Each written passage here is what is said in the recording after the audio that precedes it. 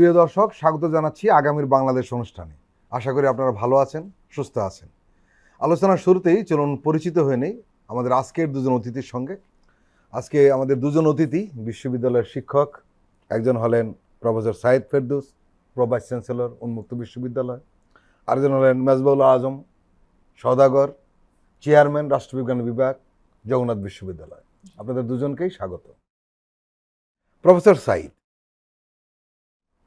দেশ, সরকার, রাজনীতি সব ঠিকঠাক চলছে তো? আমরা জানি যে জুলাই গণ অভ্যুত্থানের পরে মানুষের প্রত্যাশা আকাশচুম্বী। সেই আকাশচুম্বী প্রত্যাশা যে বাস্তবসম্মত না, এটা জেনেও আমরা সেই প্রত্যাশা থেকে সরতে চাই না। কারণ যখন আমরা একটা আদর্শ সমাজ নির্মাণ করতে চাই, তখন আমরা তার প্যারামিটারগুলোকে, তার স্ট্যান্ডার্ডগুলোকে সেট করি সেইভাবে।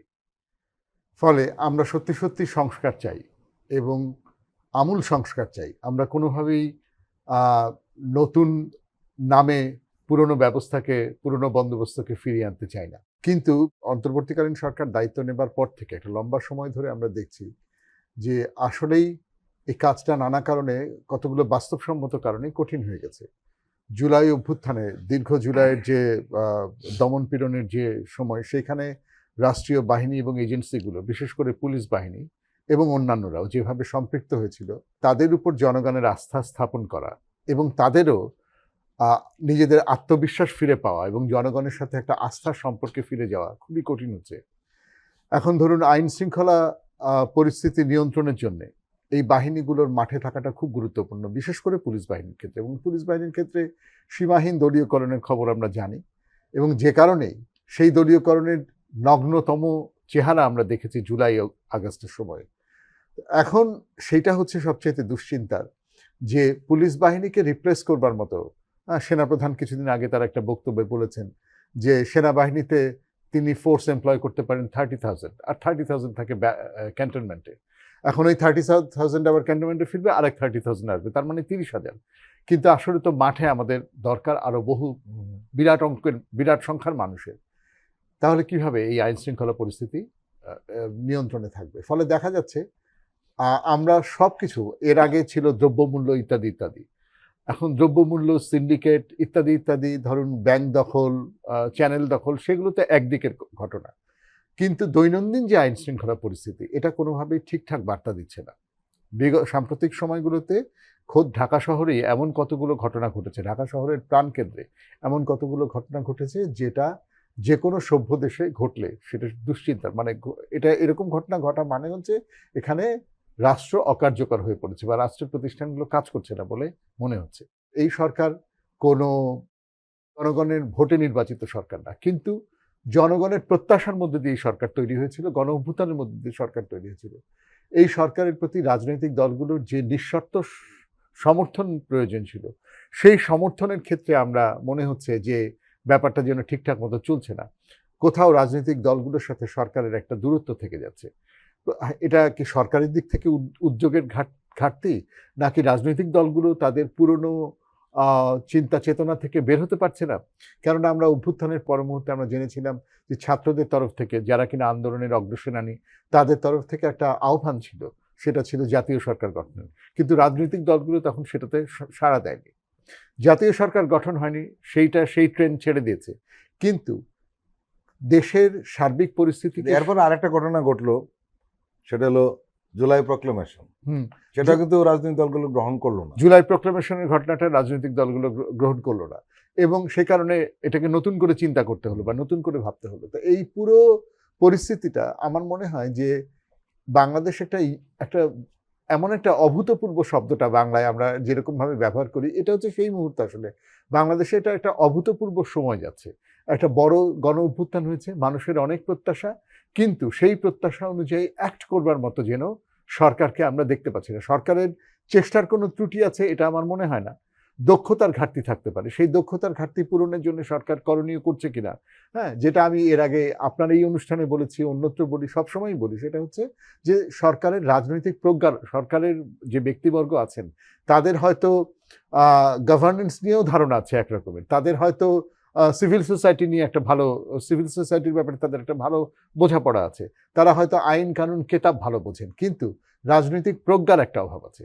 এখন এই রাজনৈতিক প্রজ্ঞার জায়গাটায় তাদের দরকার ছিল রাজনৈতিক দলগুলোর একটা সমর্থন, এবং একটা একটা পর্যায় পর্যন্ত সমর্থন অবশ্যই আছে। বিশেষ করে যখন ভারতের সাথে একটা উত্তেজনার পারদ যখন চড়লো, তখন কিন্তু আমরা সবাইকে একসাথে এসে দাঁড়ালাম, ওইটুকু ন্যূনতম সমর্থন আছে। কিন্তু বাংলাদেশের পরিস্থিতি ডিমান্ড করে এর চাইতে আরো অনেক বেশি সমর্থন এখন ডিমান্ড করে। আসলে এককাট্টা হয়ে কাজ করা, জাতীয় সরকার গঠন না হলেও একটা ন্যূনতম ঐকমত্য হওয়া, এবং তার মধ্যে আইন শৃঙ্খলা রক্ষা করা থেকে শুরু করে ডে টু ডে সরকারের দৈনন্দিন কাজে একটা, সেইটা হচ্ছে না। এবং সেটা হচ্ছে না বলেই আসলে আমার মনে হচ্ছে যে আমরা দেখতে পাচ্ছি যে ধরুন স্বরাষ্ট্র উপদেষ্টা যে ধরনের কথা বললেন, এটা আমাকে সিম্পলি আওয়ামী লীগ আমলের মন্ত্রীদের কথাই মনে করিয়ে দিল। উনি যেভাবে একটা পরিস্থিতির ব্যাখ্যা দিলেন, দুজন নারীর উপরে চড়াও হয়েছে, এই নারীরা রিয়্যাক্ট করেছে খুব, ধরুন এই নারীদের একজন রিয়্যাক্ট করে একটা চায়ের কাপ ছুঁড়ে মেরেছে, হয়েছে। কিন্তু উনি যেভাবে পুরো ব্যাপারটাকে, যে যেন বাংলাদেশে কেউ কখনো পাবলিকলি স্মোক করে না, তো উনি এমনভাবে কথাটা বললেন, সে একেবারে আমাদের মনে হলো যে পুরনো রাজনৈতিক সরকারগুলোর সময়, ধরুন বিএনপির সময় আল্লাহর মাল আল্লাহ নিচ্ছে, এই এক কথা বলে তখন আলতাফ হোসেন সাহেব যেরকম মানে নিন্দার মধ্যে পড়েছিলেন, আওয়ামী লীগ আমলে তো ভুরি ভুরি প্রতিদিন মন্ত্রীরা যেরকম কথা বলতো, আজকে যেন স্বরাষ্ট্র উপদেষ্টার কাছ থেকে আমরা এরকম কথাই শুনলাম। তো এটা তো আমরা এই সময় প্রত্যাশা করি না, ফলে প্রত্যাশা মাফিক চলছে না, এটা হচ্ছে সত্যি কথা। এবং সত্যি সত্যি এটা একটা বড় চ্যালেঞ্জ, কারণ সামনে আমরা নির্বাচনই করতে চাই আর সংস্কারই করতে চাই, আর দুটা সমন্বয় করতে চাই। আমাদের সত্যি সত্যি আরেকটু ভালো, দেশের আরেকটু স্থিতিশীলতা আরেকটু নিশ্চিত হওয়া জরুরি ছিল। প্রফেসর মেজবাহুল আজম, সংস্কার নিয়ে বারবার প্রশ্ন আসছে, এবং সংস্কারের ব্যাপারে খুব ধীর গতিতে এগুলেও আমরা লক্ষ্য করছি যে এই সরকার সংস্কারের ব্যাপারে আগ্রহী, এবং তারা খানিকটা হলেও করে ছাড়বে।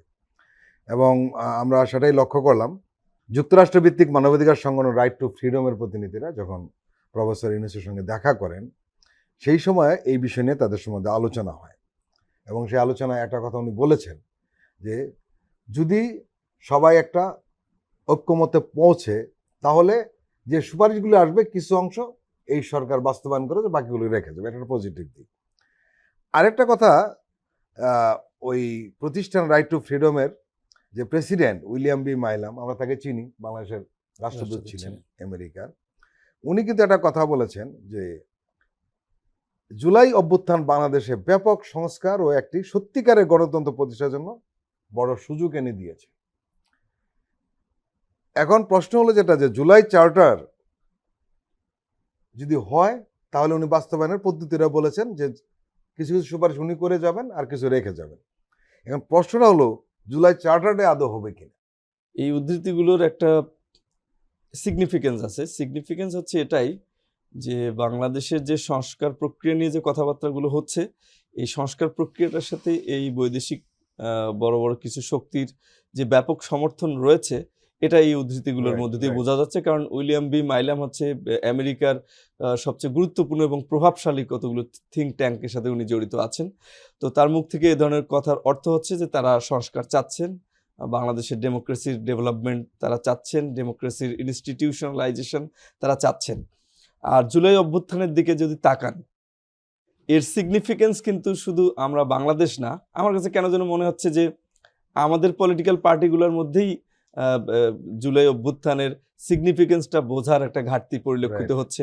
কিন্তু বৈদেশিক শক্তি বলেন বা বিদেশের civil society, international civil society, যারা ইন্টারন্যাশনাল মানবাধিকার সংগঠন বলেন, ইন্টারন্যাশনাল এনজিও বলেন, ইন্টারন্যাশনাল ডিপ্লোম্যাট যারা আছে, তারা কিন্তু জুলাই অভ্যুত্থানের যে সিগনিফিকেন্স, তারা কিন্তু অনেক ভালোভাবে এটা উপলব্ধি করছেন, এবং তারা যেভাবে সিগনিফিকেন্সটা ব্যাখ্যা করছেন, আমরা কিন্তু সেভাবে করছি না। এটা যে কত বড় ঘটনা, জি, তারা কিন্তু এটা বলছেন জন্য রাজনৈতিক দলগুলোর মধ্যে উপলব্ধিটা আসেনি, এবং এটা পরিষ্কার বোঝা যাচ্ছে, কারণ তারা আমাদের সংস্কার কোথায় কোথায় দরকার, এটা আমাদের চোখ দিয়ে আঙ্গুল দিয়ে তারা দেখায় দিচ্ছেন, কিন্তু আমরা এটা বুঝতেছি না। আমরা সেই আগের স্টাইলে সংস্কার প্রক্রিয়াগুলো নিয়ে আমরা একটা বিতর্কের মধ্যে এখনো আছি, সংস্কার করা যাবে কি যাবে না, মানে ইনসিগনিফিক্যান্ট কতগুলো ডিবেট সামনে নিয়ে আসা হয়েছে, অথচ এই ডিবেটগুলো সামনে নিয়ে আসার অর্থই হচ্ছে জুলাই অভ্যুত্থানের যে চেতনা সেটাকে কিন্তু আসলে আন্ডার এস্টিমেট করা, সেটাই কিন্তু পলিটিক্যাল পার্টিগুলো করছে। আর আপনি জুলাই চার্টারের কথা যেটি বললেন, জুলাই চার্টার আসলে আমার কাছে মনে হয় যে এই জুলাই বিপ্লবের পরে সবচেয়ে বড় ভুল যদি আমাকে কেউ জিজ্ঞাসা করে, আমি বলবো যে একটি বিপ্লবী সরকার না হওয়াটা ছিল সবচেয়ে বড় ভুল। এবং এই ভুলটা যদি না হতো, সেখান থেকে অনেক ধরনের সংস্কার প্রস্তাব এমনিতেই চলে আসতো।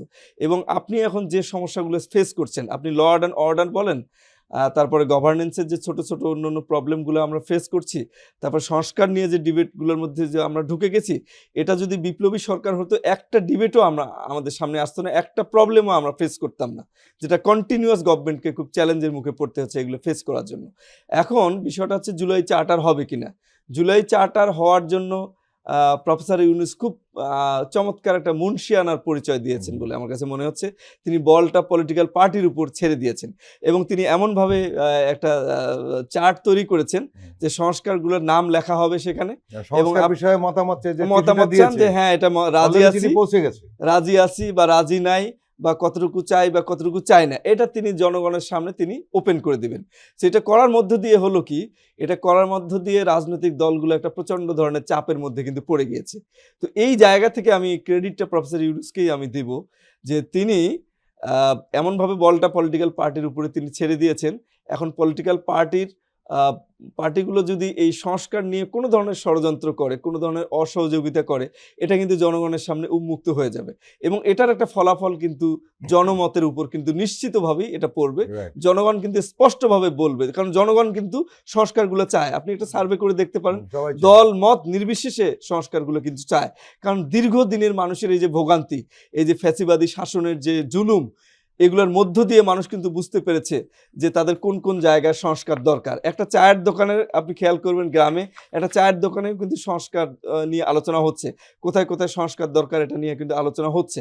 পাশাপাশি জুলাই গণ অভ্যুত্থানের যদি চেতনা বুঝতে চান আপনি, বা এই সংস্কার প্রক্রিয়া এবং চাওয়ার সাথে মিলালে আপনি আপনার চমৎকার মিল খুঁজে পাবেন যে এখানকার গ্রাফিতিগুলো কী ছিল, স্লোগানগুলো কী ছিল, মানুষ কি চেয়েছে, কেন গ্রামগঞ্জের মানুষ, আলেম ওলামা পলিটিক্যাল পার্টি নির্বিশেষে সবাই কিভাবে কি উদ্দেশ্যে রাস্তায় নেমে আসলো, এটা কিন্তু পরিষ্কার। আপনি মিলাইলে আপনি কিন্তু বুঝতে পারবেন। সুতরাং পলিটিক্যাল পার্টিগুলোর মধ্যে এটি একটি প্রচণ্ড ধরনের চাপ সৃষ্টি হবে বলে আমি মনে করি। এবং পলিটিক্যাল পার্টিগুলো কয়েকদিন আগে যে ধরনের বিরোধিতায় সামিল হয়েছিল, যে এটা মানি না ওটা মানি না, আমি সব দলের কথা বলছি, তো তার চেয়ে আর একটু সুবিধাজনক অবস্থায় আসবে বলে আমার মনে হচ্ছে। এবং সংস্কার প্রক্রিয়ায় তারা আলটিমেটলি তারা রাজি হবে, এটা আমি এখন পর্যন্ত আমি বিশ্বাস করি। এবং এর পুরো ক্রেডিট আমি দিতে চাই প্রফেসর ডক্টর ইউনূস সাহেবকে, যে তিনি খুব চমৎকারভাবে বিষয়টা নিয়ে সামনের দিকে আগাচ্ছেন।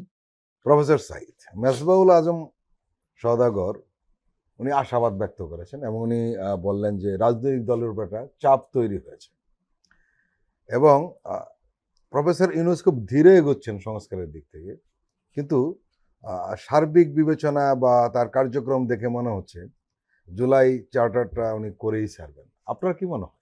না না, নিশ্চয়ই এটা হবে, জুলাই চার্টার হবে। এখানে আরেকটা প্রশ্ন আপনার সাথে যোগ করে দিই, সেটি হলো যে এই জুলাই চার্টারের বাইরে থাকা কোনো রাজনৈতিক দলের পক্ষে কি সম্ভব হবে আদৌ? এই মুহূর্তে যেই রাজনৈতিক দলগুলো জনগণের কাছে যেতে চায় ভোটের জন্য, তারা এর বাইরে যেতে চাইবে না।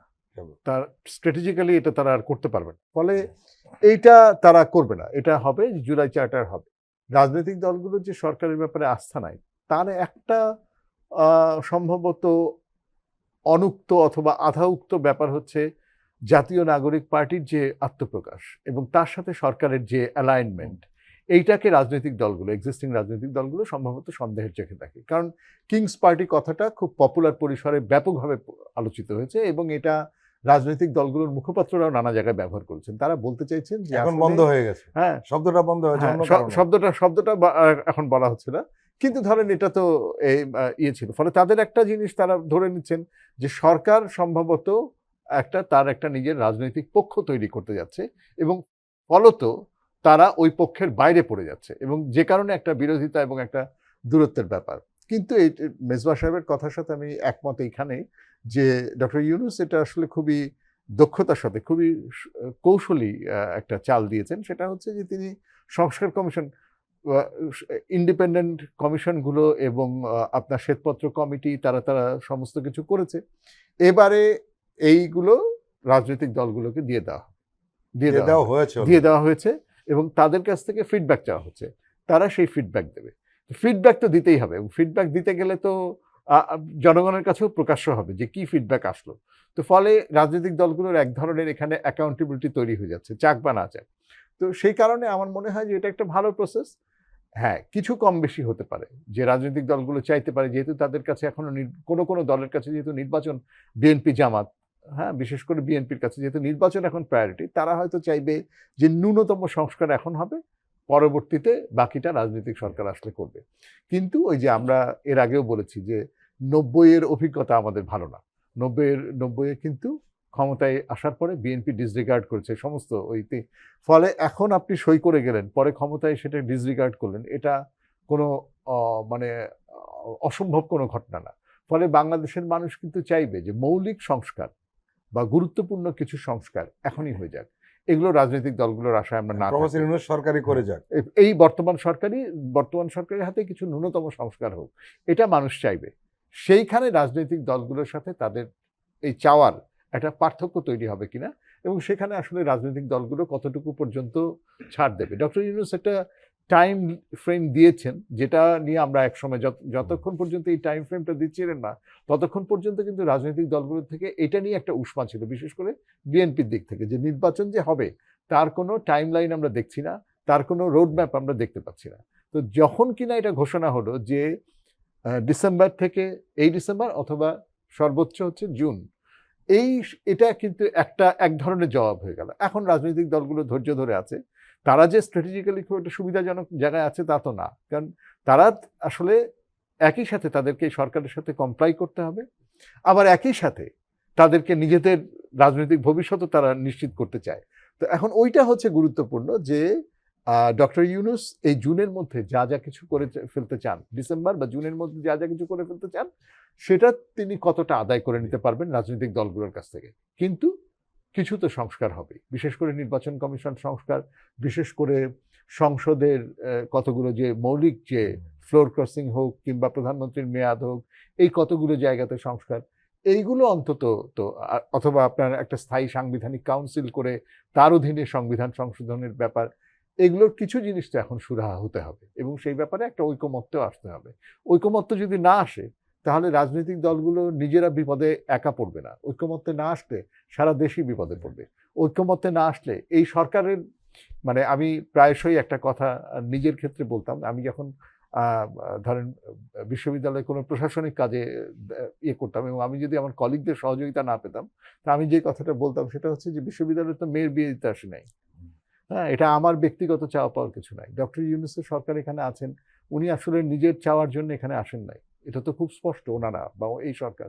তো অন্তত তাদের খুব নির্দিষ্ট, তারা ফেল করা মানে হচ্ছে তারা ফেল করবে না, তাদের ক্ষতি নাই, কিন্তু ব্যক্তি হিসেবে তাদের কিছু ক্ষতি, তাদের মুখ রক্ষা হলো না, সেটা অনেক বড় ক্ষতি হবে এই দেশের। ফলে যত শিথিল শর্তে ঐক্যে থাকা যায়, যত শিথিল শর্তে ন্যূনতম বিষয়ে ঐকমত্য স্থাপন করে সংস্কারকে বাস্তবায়ন করা যায়। প্রিয় দর্শক, আমরা এখন একটি বিরতি নিচ্ছি, আপনারা আমাদের সঙ্গেই থাকুন।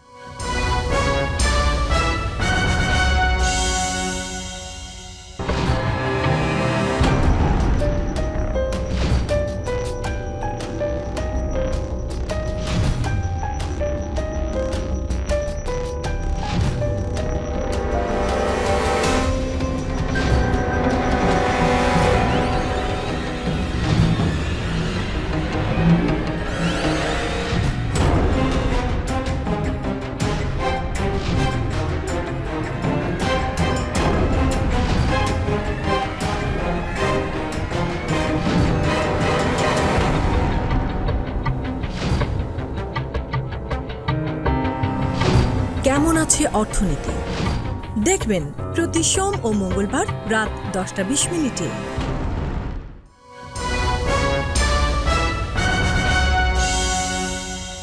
প্রিয় দর্শক, আবারও স্বাগত আগামীর বাংলাদেশ অনুষ্ঠানে। আজকে আমাদের সঙ্গে আলোচনায় রয়েছেন প্রফেসর সাইদ ফেরদৌস এবং মেজবাউল আজম সওদাগর। মিস্টার সওদাগর, আপনি জানেন যে জাতিসংঘের মানবাধিকার কমিশন এই বাংলাদেশ নিয়ে যে প্রতিবেদনটি প্রকাশ করেছে সেটির গুরুত্ব অপরিসীম, শুধু বাংলাদেশে নয় সারা পৃথিবীতে। এবং এটার যে প্রধান যিনি ভলকার তুর্ক, উনি এই বিষয়টি নিয়ে দীর্ঘদিন ধরে কাজ করেছেন এবং উনি এই রিপোর্টটি প্রকাশের ব্যাপারে আগ্রহ প্রকাশ করেছিলেন আগে থেকেই। এবং উনি একটি তথ্য দিয়েছেন আমাদের, যেটি তথ্যটা খুব বেশি আলোচিত হয়নি, জি কিন্তু উনি তথ্য দেওয়ার কারণে একটা নতুন ধরনের একটা ঘটনা ঘটল।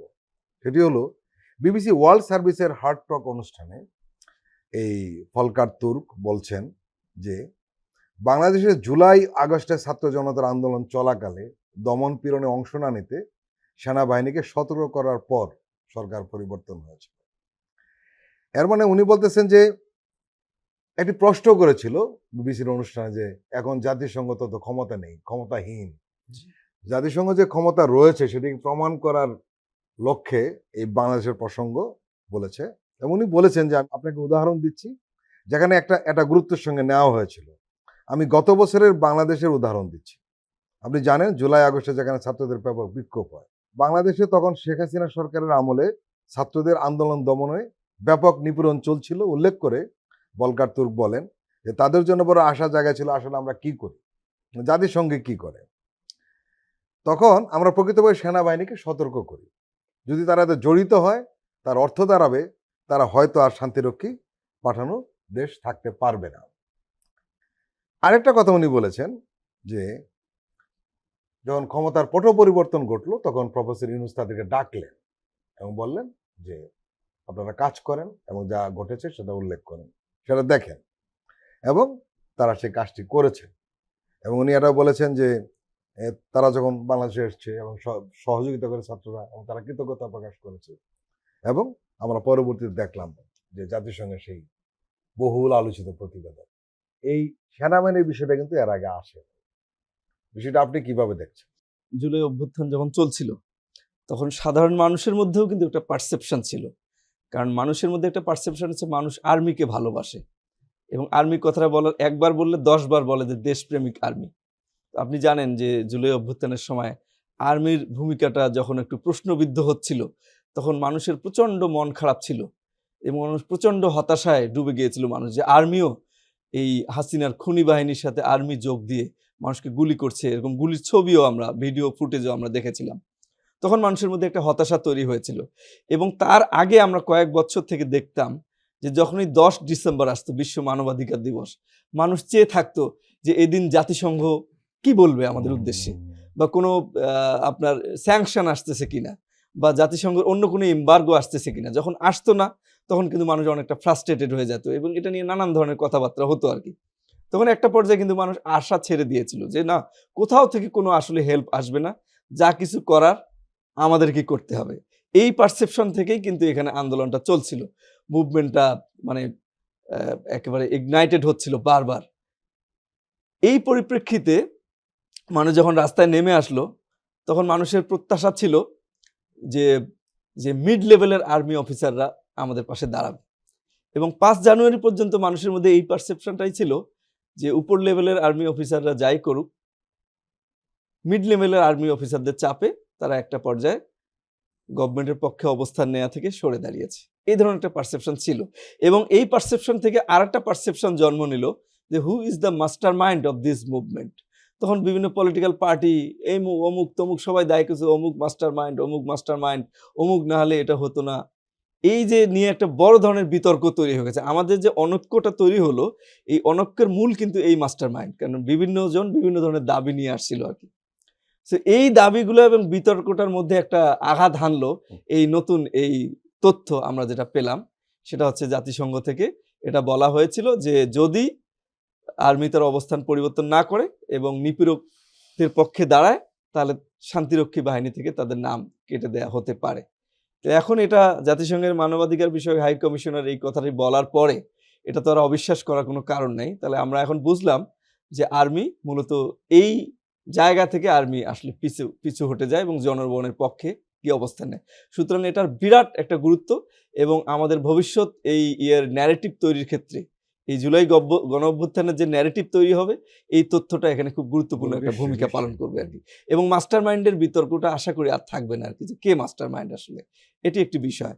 আরেকটা বিষয় যেটি বলছেন যে রিপোর্টটা প্রকাশিত হলো, আমি বলবো যে প্রফেসর ইউনূস সাহেব তাদেরকে দাওয়াত দিয়েছে। দাওয়াত দিয়েছিলেন। এটা প্রফেসর ইউনূস এটা প্রকাশ্যে তেমন তিনি উচ্চবাচ্য তেমন করেননি, কিন্তু ভিতরে ভিতরে তিনি আসলে জাতিসংঘের সাথে তার যোগাযোগটা ভালো ছিল এবং তিনি চাচ্ছিলেন যে জুলাই অভ্যুত্থানে যে গণহত্যা যেটা হয়েছে, এই গণহত্যার একটি ইন্টারন্যাশনাল ডকুমেন্ট জাতিসংঘ প্রকাশ করবে, সেটার জন্য তিনি কিন্তু নেপথ্যে কাজ করেছেন। যেটা আমরা একসময় চিন্তা করতাম, এরকম কোনো ডকুমেন্ট যদি হতো তাহলে একটা হিস্ট্রিক্যাল একটা ডকুমেন্ট হয়ে থাকতো, এটা কে করবে বা সবার করা উচিত, এটা ভাবতে ভাবতেই কিন্তু জাতিসংঘ অত্যন্ত দ্রুত গতিতে এই ধরনের একটা রিপোর্ট প্রকাশ করলো। এবং এই রিপোর্টটা প্রকাশের মধ্য দিয়ে যেটি হলো, এই যে বলা হচ্ছিল যে শেখ হাসিনার ফিরে আসার সম্ভাবনা, আওয়ামী লীগের রাজনীতিতে ফিরে আসার সম্ভাবনা, হ্যাঁ, যেখানে ৭১-এর গণহত্যাও এখন পর্যন্ত জাতিসংঘ থেকে এরকম কোনো রিপোর্ট আমরা দেখিনি, যে জাতিসংঘ থেকে এরকম একটা, আমি যদি ভুল না বলে থাকি, এরকম রিপোর্ট কিন্তু প্রকাশিত হয়নি। কিন্তু জুলাই গণ অভ্যুত্থানে যে তারা গণহত্যা করেছে উইথ ডকুমেন্ট, এটা একটা হিস্ট্রিক্যাল ইন্টারন্যাশনাল ডকুমেন্ট হয়ে গেল এবং এটা বলবো যে একটা মাস্টারপিস ডকুমেন্ট হয়ে গেল। এটার আওয়ামী লীগের মানে ভবিষ্যতে যে আওয়ামী লীগ ফিরে আসবে কি আসবে না, এই যে বিতর্ক, এই বিতর্কের মধ্যে এটা আর একটু আপনার ব্যাপক শক্তিশালীভাবে, না, কেউ কেউ বলছে যে সঙ্গের এই প্রতিবেদন আওয়ামী লীগের রাজনীতিতে শেষ পেরেক মেরে দিয়েছে। আমার কাছে মনে হচ্ছে তাই, যে এটা আওয়ামী লীগের যে ফিরে আসার কথা, যে বিভিন্ন আশার বাণী যে ছড়াচ্ছিল, ওইখানে একেবারে এটা কুঠার আঘাত এনেছে এবং ওই ন্যারেটিভ আর সামনে শক্তিশালীভাবে আসার সম্ভাবনা আছে বলে আমি মনে করছি না আপাতত। প্রফেসর সাঈদ, আপনি কিভাবে দেখছেন এই বিষয়টা, এই যে ভলকার তুর্কের এই বয়ান? বাংলাদেশের মানুষ নানা সময়ে অপেক্ষা করেছে, যখন মাঠে কোনো রাজনৈতিক শক্তিকে শেখ হাসিনা দাঁড়াতেই দিচ্ছিলেন না, যখন বিএনপি একেবারেই তাদের পার্টি অফিসের সামনে পর্যন্ত রাজনৈতিক তৎপরতা চালাতে পারছিল না, সারা দেশে তো দূরেই থাক, তখন আসলে মানুষের আশা ভরসার জায়গাগুলো কিন্তু নিভে যাচ্ছিল। মানুষ তখন আশা করছিল যে অ্যাটলিস্ট সেনাবাহিনী যদি শেখ হাসিনার ব্যাপারে না থাকে। এবং এটা কিন্তু এর আগেও ঘটেছিল। এর আগে এই অভ্যুত্থান ঘটবার আগে শেষ যে নির্বাচন, সেই নির্বাচনের সময় কিন্তু এই কথা হলো যে জাতিসংঘ স্যাংশন দেবে যদি সেনাবাহিনী এই ভোট কারচুপি ইত্যাদি ইত্যাদির মধ্যে যুক্ত থাকে।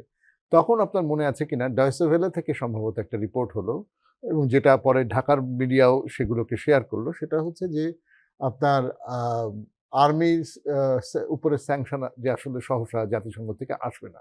কারণ হচ্ছে যে জাতিসংঘের ওই সত্যিকার অর্থে মাঠে থাকার মতো, মিশনে থাকার মতো, মিশনে কন্ট্রিবিউট করার মতো দেশ খুব বেশি নাই। ফলে বাংলাদেশের আর্মি এইসব মানবাধিকার বিরোধী কাজকর্মের মধ্যে যুক্ত আছে জানার পরেও জাতিসংঘ তাদেরকে জায়গা দেয়। তো এইগুলো কিন্তু চলছিল, এই নানা কিছু। এবং জুলাইয়ে আমরা কিন্তু শুরুতে দেখেছি, এটা স্পষ্টত ভিডিওগুলো ছিল, আর্মিরাও অ্যাট্রোসিটিতে যুক্ত ছিল। গত কিছুদিন আগে জেনারেল ওয়াকার যখন তার বক্তৃতার সময় বললেন যে বাহিনীগুলোকে আন্ডারমাইন না করা, তখন আমার একটা জিনিসই মনে হয়েছিল যে কিন্তু বাহিনীগুলোর তো দায় আছে এবং বাহিনীগুলোকে তো আসলে মেনে নিতে হবে যে এটা শুধু কতগুলো ব্যক্তি এখানে অপরাধ করে নাই, এই ব্যক্তিরা বাহিনীর ঊর্ধ্বে পড়ে, বাহিনীর ছত্রছায়া, বাহিনীর চেইন অফ কমান্ডের ভেতরে থেকে কাজ করেছে। ফলে সেইগুলোকেও অ্যাকাউন্টেবল করতে হবে এবং সেটা বাহিনীগুলোর স্বার্থেই। আমরা দেশকে ভালোবাসি, দেশপ্রেমিক সেনাবাহিনীকেও আমরা চাই, কিন্তু তারা যখন দেশের চাইতে গোষ্ঠী স্বার্থ, শাসকের স্বার্থকে রক্ষা করতে গেছে, তখন তাদেরকে লাইনটা ক্রস করার জন্য তাদেরকে প্রশ্নের মুখে পড়তে হবে, বিচারের মুখে পড়তে হবে। ভলকার টার্কের এই কথাটা এই রাস্তাটা করে দিল যে একেবারে যে পরিষ্কার, হ্যাঁ, এখন সেই কথায় সেনাবাহিনী ভয় পেয়েছে কিনা বা সেই কথায় সেনাবাহিনী সরে গেছে কিনা, হ্যাঁ, জাতিসংঘ কাগজে বাঘ, এই কথাটা আজকে আমরা ছোটবেলা থেকে শুনে আসছি। বিশ্ব শান্তি রক্ষার ক্ষেত্রে জাতিসংঘ প্রায়শই পরাশক্তিগুলোর ক্রিয়ানক কিংবা কাগজে বাঘ। তো এইটা নেসেসারিলি প্রমাণ করে না যে এইটা উনি বলেছিলেন বলেই এটা হয়েছিল, কিন্তু উনি যে বলেছিলেন, উনি জাতিসংঘের মানবাধিকার বিষয়ক হাই কমিশনার, উনি এটা উচ্চারণ করেছিলেন, এটার অপরিসীম গুরুত্ব। কিন্তু এটা হওয়াতেই ওই সময়কার সেনাবাহিনী পিছু হটে তারপরে আস্তে আস্তে আন্দোলনের প্রতি নমনীয় হলো এবং জনগণের প্রতি জনবান্ধব ভূমিকা নিল, শাসকের ব্যাপারে তাদের সমর্থন তুলে নিল। এটা মনে করার আমি একেবারে অত সরল যোগাযোগ আমি দেখি না। আমার বরং মনে হয় যে হ্যাঁ, অবশ্যই এই সেনাবাহিনীর কর্মকর্তারা, এই সেনাবাহিনীর সৈনিকরা, তারাও এই দেশের মানুষ, তাদের সন্তানরাও এফেক্টেড হয়েছে। আমরা শুনেছি যে জুনিয়র অফিসাররা যখন একটা যখন তারা দরবার বা একটা মিটিং করেছিলেন, তখন আমরা শুনেছি যে মীর মুগ্ধের প্রতিবেশী সম্ভবত কোনো একজন সেনা কর্মকর্তা, তিনি খুবই আবেগ আক্রান্ত হয়ে কিছু কথা বলেছিলেন এবং এটা পুরো সেশনটাকে স্তব্ধ করে দিয়েছিল। তো ফলে নানান ধরনের ডাইনামিক্স আছে। ভলকার টার্ক উপর থেকে বলেছেন, ভেতর থেকে ভীষণ রকমের ভাবে প্রত্যাশাও ছিল, চাপও ছিল। এবং 5ই আগস্টের দিন তো 5ই আগস্টের আগে তো মিটিং করে গিয়ে অবসরপ্রাপ্ত কর্মকর্তারা গিয়ে সেনাবাহিনী প্রধানকে বার্তা দিয়ে আসলেন।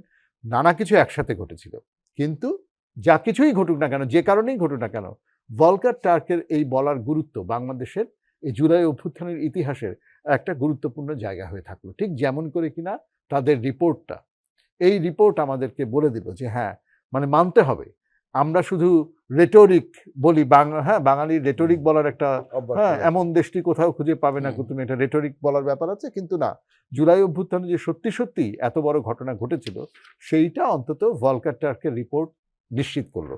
সেটা তো খুব গুরুত্বপূর্ণ, নিশ্চয়ই খুব গুরুত্বপূর্ণ বিষয়। এখানে একটু যোগ করি স্যারের কথার সাথে, যে এটা যে গুরুত্বের কথাটা আমরা আজকে আলোচনা করছি, মানে 1/11 যখন হয়েছিল, আপনি তখনও যদি খেয়াল করেন, আপনি দেখবেন তখনও কিন্তু একটা চিঠির কথা বলা হয়েছিল।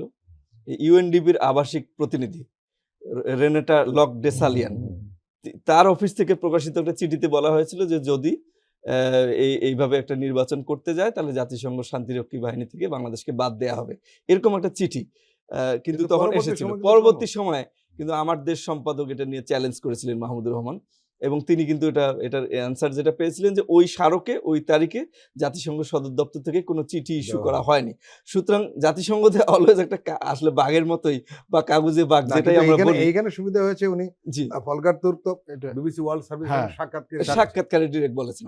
এটা নিয়ে কোনো আর বিতর্ক নেই, কিন্তু ওইটা নিয়ে মঈন আহমেদ তখন এটা একটা মিথ্যা একটা চিঠি এনে একটা তৈরি করেছিলেন, এক ধরনের পারসেপশন তৈরি করে সেনাবাহিনীকে তিনি হয়তো কনভিন্স করার চেষ্টা করেছিলেন।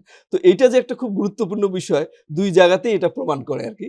কিন্তু স্যার যেটা বললেন আমিও একমত যে এটার কারণেই এটা হয়েছে, এমনটা এত সরলীকরণ করা যাবে না। তবে মিড লেভেলের অফিসার, তারপরে এই ভলকার তুর্কের এই ভূমিকা, তৎকালীন সময়ে জাতিসংঘের ভূমিকা এবং বাংলাদেশের জনগণ, সবগুলো মিলে আসলে এই গণ অভ্যুত্থান সংগঠিত হয়েছে।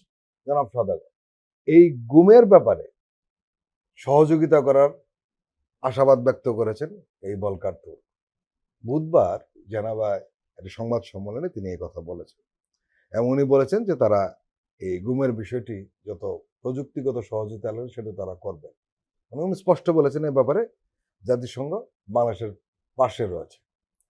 এটি একটি বিষয়। আরেকটি বিষয়, জুলাই হত্যাকাণ্ডের মামলা আইসিসিতে পাঠানোর আহ্বান জানিয়েছে টবি ক্যাডম্যান, এবং আপনি জানেন যে উনি আন্তর্জাতিক অপরাধ ট্রাইব্যুনালের প্রধান কৌশলীর বিশেষ উপদেষ্টা। আমি দুটি প্রসঙ্গে একসঙ্গে আপনার কাছে উপস্থাপন করলাম এই কারণে, আমরা লক্ষ্য করছি যে এই জুলাই আগস্টের যে গণহত্যা, এর আগের যে গুম খুন, এই বিষয়গুলির ব্যাপারে কিন্তু আন্তর্জাতিক মহল খুব সক্রিয় এবং তারা লক্ষ্য রাখছে যে কি হয় বাংলাদেশে। আপনি বিষয়গুলোকে কিভাবে দেখছেন?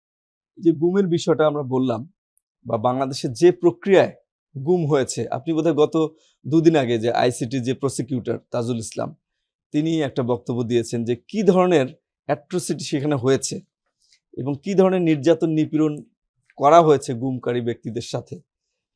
তো এই সংখ্যাটা এবং নির্যাতন নিপীড়নের ধরন, প্রক্রিয়া, সবকিছু মিলে এটা ইন্টারন্যাশনাল কমিউনিটির কাছে এমনভাবে ওপেন হয়েছে যে এটা ইন্টারন্যাশনাল কমিউনিটির একটা প্রাইম কনসার্নে পরিণত হয়েছে। কারণ এই ধরনের গুম এবং এই ধরনের নির্যাতন পৃথিবীর অন্য অন্য দেশে কিন্তু সাম্প্রতিক সময় কিন্তু হচ্ছে না। আপনি যদি ইসরায়েল প্যালেস্টাইনের ব্যাপারটা বাদ দেন, অন্য অন্য জায়গায় এই ধরনের এত অ্যাট্রোসিটি কোথাও কিন্তু হয়নি। আর সে ব্যাপারেও ক্রেডিটটা প্রফেসর ডক্টর ইউনুসকেই আমি দিব এই কারণে যে উনি কিন্তু ক্ষমতা গ্রহণের ঠিক কয়েকদিনের মাথায় আপনি খেয়াল করবেন যে গুম বিষয়ক যে আন্তর্জাতিক কনভেনশন, সেটি তো প্রিভিয়াস ফ্যাসিস্ট গভর্নমেন্ট দীর্ঘদিন থেকে ওটাতে স্বাক্ষর করা ঝুলে রেখেছিল, সেটাতে কিন্তু প্রফেসর ইউনুস এটাতে স্বাক্ষর করেছিলেন। তো এটাতে স্বাক্ষর করার ফলে গুমের বিষয়টি এবং ইন্টারন্যাশনাল লেভেলে ওপেন হয়েছে। পাশাপাশি প্রফেসর ডক্টর ইউনুসের যে পার্সোনালিটি, তার যে ইন্টারন্যাশনাল খ্যাতি, সব কিছু মিলে এই জিনিসটা ইন্টারন্যাশনালি সবচেয়ে বেশি আপনার সবার নজরে চলে এসেছে। সো নজরে চলে আসার পরে যেটা হয়েছে যে ইন্টারন্যাশনাল কমিউনিটি এখন এটার দিকে অত্যন্ত গুরুত্ব সহকারে বিষয়টাকে নিচ্ছে এবং গুমের বিষয়টি যেভাবে তদন্ত হচ্ছে, গুম কমিশন যেভাবে এটাকে সামনে নিয়ে এসেছে, এটা অত্যন্ত সফলভাবে এটার বিচার সম্পন্ন করা সম্ভব বলে ইন্টারন্যাশনাল কমিউনিটি এটা মনে করছে। কারণ মানবাধিকার লঙ্ঘনের ক্ষেত্রে এই গুম হচ্ছে সবচেয়ে এক্সট্রিম একটা প্রক্রিয়া এবং সেটাই ইন্টারন্যাশনাল কমিউনিটি এবং মানবাধিকার সংস্থাগুলো সামনে নিয়ে এসেছে এবং সেটা নিয়ে খুব সফলভাবে কাজ হবে, এটি আমরা এই মুহূর্তে আমরা আশাবাদী। আর টবি ক্যাডম্যান যেটা বলছেন, টবি ক্যাডম্যানের আসলে বিভিন্ন ওই বিগত সময় যে ইন্টারন্যাশনাল ওয়ার ক্রাইমস ট্রাইব্যুনালে যে বিচার প্রক্রিয়া চলছিল তখন থেকে নানান কথাবার্তা আমরা শুনে আসছি। দেশে যদি international war crimes tribunal properly function করে তাহলে কিন্তু এই মামলাগুলোকে ইন্টারন্যাশনাল ওয়ার ক্রাইমস ট্রাইব্যুনালে নেওয়াটা কঠিন। তো টবি ক্যাডম্যান কিন্তু এখনো পরিষ্কার আবার একটা সমস্যা রয়েছে, ওইখানে জি। বিচারটা হলে আসামিকে কিন্তু হাজির থাকতে হয়। আসামি হাজির না করতে পারলে কিন্তু এখানে বিচারটা হয় না। এখানে কতগুলো শর্ত আছে, প্রাইমারিলি যতটুকু জানি সেটা হচ্ছে আসামিকে হাজির থাকতে হবে, এটা একটা বিষয়। আরেকটা বিষয় হচ্ছে দুই পক্ষকে চাইতে হবে, হুম। অর্থাৎ রাষ্ট্র একদিকে বলবে যে এই বিচার প্রক্রিয়া চালানোর মতো সক্ষমতা আমার নাই বা করতে পারছি না, এটা হচ্ছে সরকারকে একদিকে বলতে হবে। আরেকদিকে যারা এই মামলার যারা ভিকটিম তাদেরকেও বলতে হবে যে আমরাও ইন্টারন্যাশনাল ওয়ার ক্রাইমস ট্রাইব্যুনাল এটার বিচার চাই।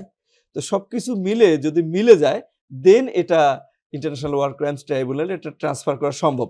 তো টবি ক্যাডম্যান যদি আর একটু এটা প্রপারলি ব্যাখ্যা করে বলতেন যে কি প্রক্রিয়া তিনি এই মামলাগুলোকে ইন্টারন্যাশনাল ওয়ার ক্রাইমস ট্রাইব্যুনালে তিনি ট্রান্সফার করার জন্য বলছেন তাহলে বিষয়টা আমাদের কাছে আরো ক্লিয়ার হতো। কিন্তু এই বিষয়টা ইন্টারন্যাশনাল আইনি প্রক্রিয়াটা অত্যন্ত জটিল, আপনি খেয়াল করেছেন, এবং দীর্ঘমেয়াদী। এবং আপনি খেয়াল করবেন যে এই ফ্যাসিবাদী শাসন যখন চলছিল তখন থেকে কিন্তু বিদেশে যে সমস্ত মানবাধিকার কর্মী এটা নিয়ে কাজ করছিলেন তারা কিন্তু বিভিন্ন সময় চেষ্টা করছিলেন যে ইন্টারন্যাশনাল ওয়ার ক্রাইমস ট্রাইব্যুনালে এই অভিযোগগুলোকে অ্যাকসেপ্ট করানো যায় কিনা। এখন পর্যন্ত কিন্তু এই জটিলতার কারণে এটা কিন্তু সফল হওয়া যায়নি। তো অবশ্যই আমি বলবো যে এই প্রক্রিয়া সফল হলে এটা খুবই খুবই এফেক্টিভ হবে এই বিচার প্রক্রিয়াকে ইন্টারন্যাশনাল স্ট্যান্ডার্ড অনুযায়ী, মানে কোনো বিতর্ক থাকবে না, এই বিতর্ক কোনো কেউ প্রশ্ন তুলতে পারবে না, সেখানে গেলে অনেক ভালো হতো আর কি। কিন্তু সেটা কিভাবে হবে সেটা যদি টবি ক্যাডম্যান আগামী দিনে আরো আমাদের সামনে ব্যাখ্যা করেন আমাদের সাধারণ মানুষের জন্য এটা বোঝা অত্যন্ত সহজ হবে আমি মনে করছি। প্রিয় দর্শক, আমরা আবার একটি বিরতি নিচ্ছি, আপনারা আমাদের সঙ্গেই থাকুন।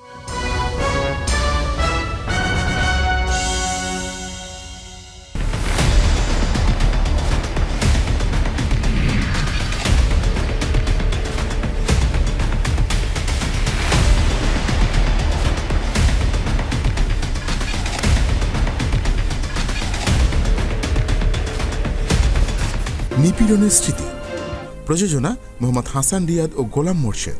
দেখবেন প্রতি শুক্র ও শনিবার সন্ধ্যা 7টায়।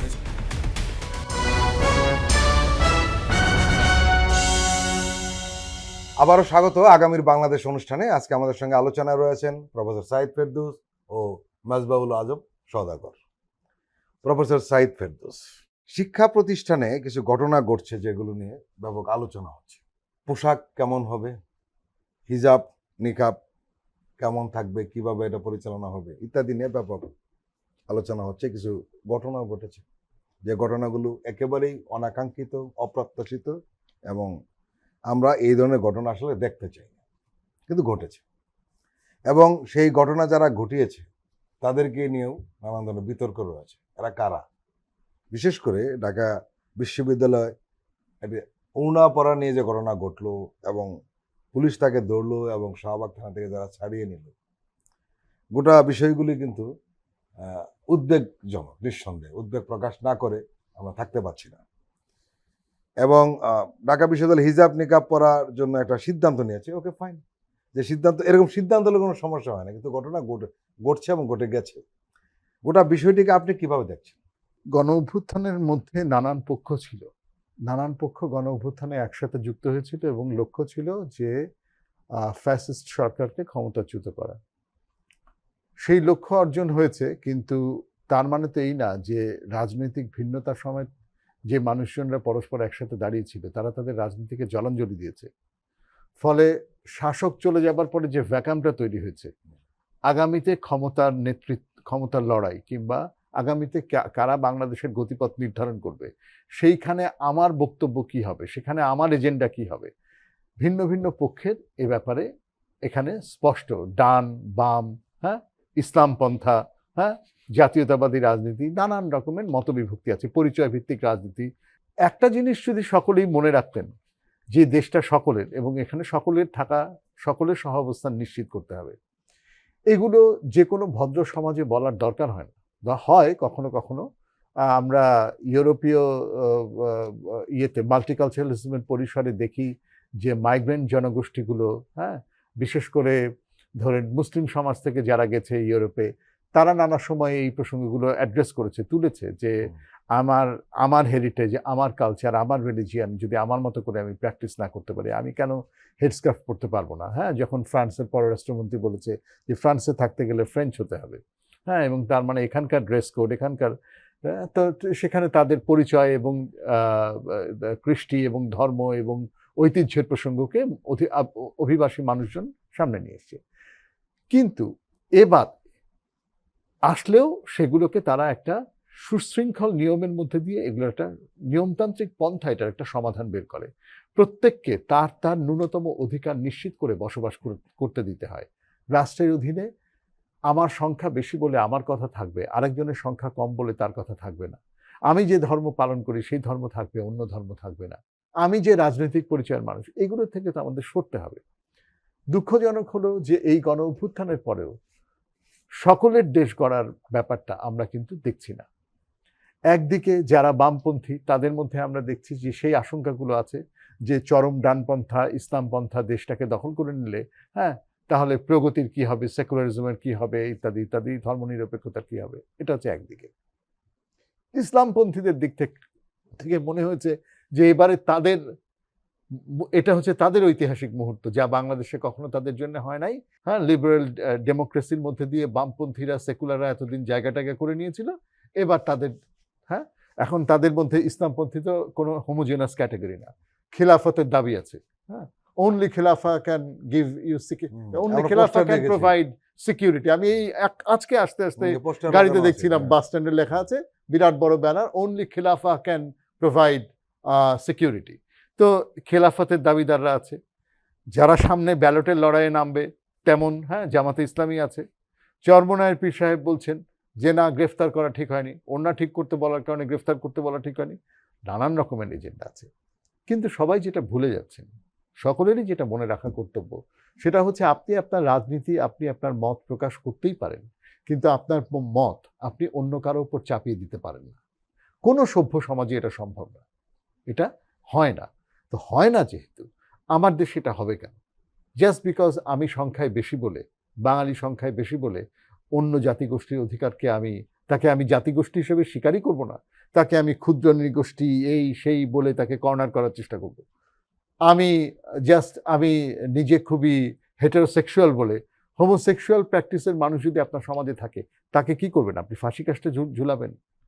মানে আপনি এগুলো তো কোনো সমাধান না। সকল রকমের মানুষই থাকবে, বিশ্বাসী মানুষ থাকবে, অবিশ্বাসী মানুষও সমাজে থাকবে, যে পর্দা করে এমন মানুষও থাকবে। এই আন্দোলন তো এই আন্দোলনে আমরা মিম, গ্রাফিটি, ভিজুয়ালের অনেক গুরুত্ব দেখেছি এই আন্দোলনে। And সোশ্যাল মিডিয়ার কারণে এটা আরো, আমরা একটা জিনিস দেখেছি, মেয়েদের অংশগ্রহণ ছিল। এক্স্যাক্টলি, আমি এটা, এবং সে কোন মেয়েরা, এটাই জিন্স প্যান্ট পরা রয়েছে, আবার বোরকা পরা রয়েছে, আমি আপনাকে একসাথে নড়ছে। আমি আপনাকে এইরকম একটা ছবির কথাই বলতে চাচ্ছি, যে একটা ছবি যে কোনো একটা বিশ্ববিদ্যালয় হল থেকে, সম্ভবত জাহাঙ্গীরনগরেরই কোনো একটা বিশ্ববিদ্যালয় হলের দরজা খুলে, হ্যাঁ, মেয়েরা বেরিয়ে আসছে। একদিকে হচ্ছে টান টান করে টি শার্ট পরা একটা মেয়ে, তার হাতে একটা লাঠি, তার পাশেই একেবারে কমপ্লিটলি বোরখাবৃত একজন নারী। তো এটাই তো হচ্ছে বাংলাদেশের বিউটি হতে হবে। বাংলাদেশ তো দেখুন 47-এর আগের, 47-এর সময়ও কেন ভাবা হয়েছিল যে বাংলাদেশ একটা ইউনিক কেস হতে পারে, কারণ ভারত এবং পাকিস্তান ধর্মভিত্তিক হয়ে যেভাবে, ধর্মের পরিচয়ের কারণে যেভাবে বিভক্ত হচ্ছে, ভাবা হয়েছিল যে বাংলাদেশ পাকিস্তান হয়ে গেলে বাংলাদেশের মধ্যে যেহেতু একটা বিরাট অংশের হিন্দু জনগোষ্ঠী আছে, তারা এখানে তাদের অধিকার নিয়ে থাকবে, এবং এখানে কখনোই ধর্ম এত গুরুত্বপূর্ণ হয় নাই যতটা পশ্চিমবঙ্গে হয়েছিল, যতটা পশ্চিম পাকিস্তানে হয়েছিল। কিন্তু বাংলাদেশ দেখুন 47-এর পর থেকে পাকিস্তান, হ্যাঁ, এখানে সংখ্যালঘুদের জন্য একটা ত্রাসের রাজত্ব কায়েম করলো। আইয়ুব খানের আমল মানে ছিল আপনার হিন্দুদের জন্য ত্রাসের রাজত্ব। ৭১-এর পরে হিন্দুরা ভাবলো যে এবার ধর্মনিরপেক্ষ দেশ হয়েছে, তাদের জন্য ভালো কিছু হবে। হয়নি। ৭১-এর পরেও কিন্তু আমরা ওই প্রবলের শাসনই করেছি। এখন এই ২৪-এ এত রক্তপাতের পরে আমরা আবার প্রবলের শাসনে ফিরে যাব? আমরা আবারও জাস্ট বিকজ মুসলিমরা বেশি বলে তারাই ডিকটেট করবে সবকিছু? এখন তো মুসলিমরা মুসলিমদের ডিক্টেট তাই না? করা শুরু তাই না? করেছে। তো এইটা মানে সংখ্যালঘু বাদ দিলে মুসলিমদের ভেতরে হ্যাঁ এরপরে হবে যে সহি মুসলিম কে, সহি মুসলিম কে, সহি মুসলিম না। ওই আপনার ইন্দোনেশিয়াতে কিংবা ইরানে যখন ওই বিপ্লবের পরে এগুলো ঘটেছিল, যে আমাদের বাপ মারা যে ইসলাম পালন করেছে তারা তো অশিক্ষিত ছিল, তারা জানতো না। আমরা এখন বই পড়ে টড়ে দেখছি যে এটা ঠিক রাস্তা। এই যে পিউরিটানিজমকে প্রমোট করতে থাকা, এবং তাহলে কি আপনি দেশের এতদিন হতে পারে যে ইসলামী শরিয়া মাজারকে অনুমোদন করে না, কিন্তু আপনার দেশে ধর্মকে মানুষ চিনেইছে এই মাজার দিয়ে আর পীর ফকিরকে দিয়ে। এখন আপনি হঠাৎ করে তাকে কিভাবে বন্ধ করে দেবেন? আর সেটা তো মব করে করা যাবে না। এবং আপনি আপনার সরকার যে সিদ্ধান্ত নিবে, এবং সরকার এরকম সিদ্ধান্ত, সরকারকে যেটাই হোক একটা সরকারকে সিদ্ধান্ত নিতে হবে সরকারকে তো। এমন একটা সিদ্ধান্ত নিতে হবে যেখানে সকলের সহ অবস্থান, Right. শান্তিপূর্ণ সহ অবস্থান নিশ্চিত হয়। তো এই ক্ষেত্রে আইন শৃঙ্খলা রক্ষাকারী বাহিনীগুলো কি করছে? বিশ্ববিদ্যালয় বা কি করছে? যেখানে এই ঘটনাগুলো ঘটছে সেখানে বিশ্ববিদ্যালয় বা কি করছে? এই যে স্বরাষ্ট্রমন্ত্রী যে স্টেটমেন্টটা দিলেন, একেবারে দায়িত্বজ্ঞানহীন স্টেটমেন্ট। এই পরে আসাদ গেটের ঘটনাটার পরে মেয়ে দুটো অন্যায় করে থাকলে তার বিচার করেন, কিন্তু আপনি যেরকম ঢালাও স্টেটমেন্ট দিলেন এটা এইভাবে দিতে পারেন না। তো আমার মনে হয় যে এটা একটা সার্বিকভাবে, সবার আগে তো এই মেয়েদেরকে যে পেটানো হয়েছে এটা তো বিরাট অন্যায়, এটা তো আপনি করতে পারেন না জাস্ট। তা এইটা আমার মনে হয় যে বাংলাদেশের ক্ষেত্রে এইগুলো ভাবা উচিত, এবং এর পেছনে অবশ্যই ডক্টর ইউনূস দুদিন আগে বিবিসিতে বলেছেন, আমরা সবাই জানি, আমরা বারবার বলছি যে পরাজিত শক্তিরা যে কোনোভাবেই পরিস্থিতিকে অস্থিতিশীল করতে চাচ্ছে। পরাজিত শক্তিরা যেখানে অস্থিতিশীলতা চায়, সেখানে আপনি যদি সত্যিই গণ আন্দোলনের পক্ষের শক্তি হন, তাহলে আপনি ইসলামিস্ট হন বা বামপন্থী হন আর যেই হন, আপনি যদি সত্যিই গণ আন্দোলন, আর আপনি বিএনপি হন আর জামাত হন, গণ আন্দোলনের পক্ষের শক্তি হলে আপনার দায়িত্ব হবে স্থিতিশীলতা নিশ্চিত করা এবং সেটাকে ১ নম্বর প্রায়োরিটি দেওয়া।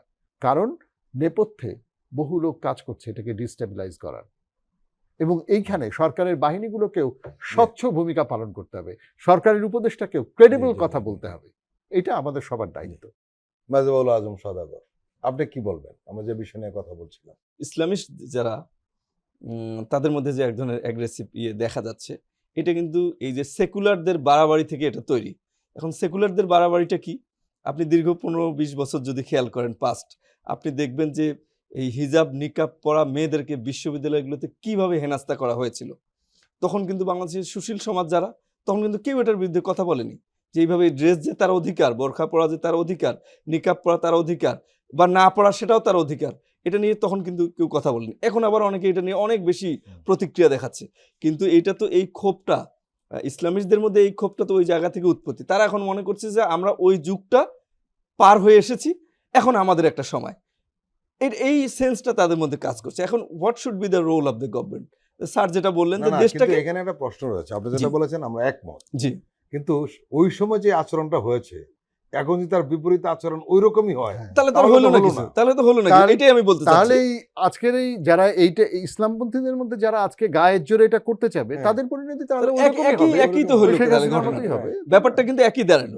মানে আমাদের দেশের সবাই কিন্তু এক্সট্রিমিস্ট বলতে যে ইসলামপন্থীদেরকে বোঝানো হয়তো না, এই সেকুলাররা তার চেয়ে আরো বেশি গুণ এক্সট্রিমিস্ট আমাদের দেশে।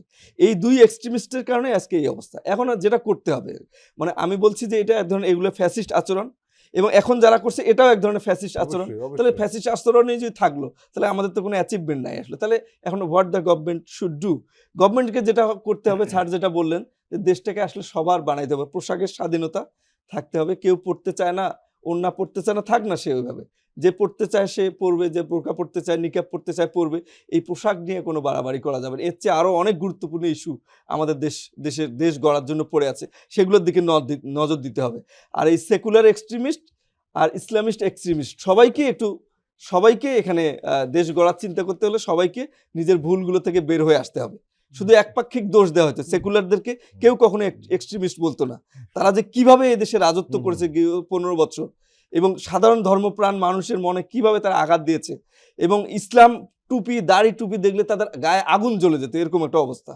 এটা নিয়ে কিন্তু আমরা তখন প্রতিক্রিয়া দেখাই নাই। এটা কিন্তু আমাদের একটা সীমাবদ্ধতা। অবশ্যই বিগত রেজিম এই ডিভিশন, এই জি। Divide and rule, divide and rule. এই ডিভিশনের খেলাটা তো শেখ হাসিনা দারুণভাবে প্রমোট দারুণভাবে। করেছিলেন, যে আমি থাকলে, সেকুলারদেরকে বলেছে আমি থাকলে তোমাকে রক্ষা করব, নাহলে ইসলামপন্থীরা তোমাদের কল্যাণ নিয়ে নেবে, আর ইসলামপন্থীদেরকে বলেছে তোমাদেরকে আমি কওমি মাদ্রাসা এই দেবো এই দেবো, এই যে বিভাজনের রাজনীতি নিয়ে খেলা। হ্যাঁ, তো এটার মধ্যে তখন সেকুলারিস্টরা যারা পা দিয়েছে তারা নিজেদের বিপদ ডেকে এনেছে, বা আজকে এবং তাদের- সেকুলারদের স্যার এখানে আরেকটা সমস্যা আমি দেখতে পেয়েছি, যে সেকুলার কথাটা যখন আমরা বলি তখন কিন্তু তার সব ধর্মের প্রতি একই ধরনের সে আচরণ করবে, এই পারসেপশনই হওয়া উচিত থিওরিটিক্যালি। কিন্তু এখানে আমরা দেখছি অন্য, সেকুলারদের ইসলামের প্রতি আলাদা একটা বিতৃষ্ণা, তাদের প্রতি ঘৃণার ভাব, আবার অন্য ধর্মের প্রতি একটা আলাদা ধরনের তাদের একটা দরদ, এটা আমরা কিন্তু দেখতে পেয়েছি, মানে এটা বিভিন্ন সময় দেখা গিয়েছে। অন্য ধর্মকে তাদের প্রগতির ফ্রেমে আনতে অসুবিধা হয় না, আনতে অসুবিধা হয় না। ইসলামকে প্রগতির ফ্রেমে প্রগতি ফ্রেমে আনতে তাদের অসুবিধা দারুণ হয়। সমস্যা।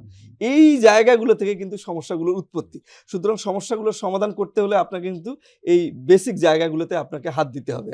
আর এই এক্সট্রিমিজম, প্রত্যেকটা সেক্টরে এক্সট্রিমিজম আছে, প্রত্যেকটা এক্সট্রিমিজম থেকে আমাদের বের হয়ে আসতে হবে, তাহলে এই সমস্যা থেকে বের হয়ে আসা সম্ভব আমাদের। মেজবাউল আজম সওদাগর এবং প্রফেসর সাইদ ফেরদৌস, আপনারা দুজনেই আমাদের দীর্ঘ সময় দিলেন, আপনাদেরকে আন্তরিক ধন্যবাদ। জি, আপনাকে ধন্যবাদ। প্রিয় দর্শক, আজকের অনুষ্ঠান আমরা এখানে শেষ করছি। আপনারা ভালো থাকবেন, সুস্থ থাকবেন। আল্লাহ হাফেজ।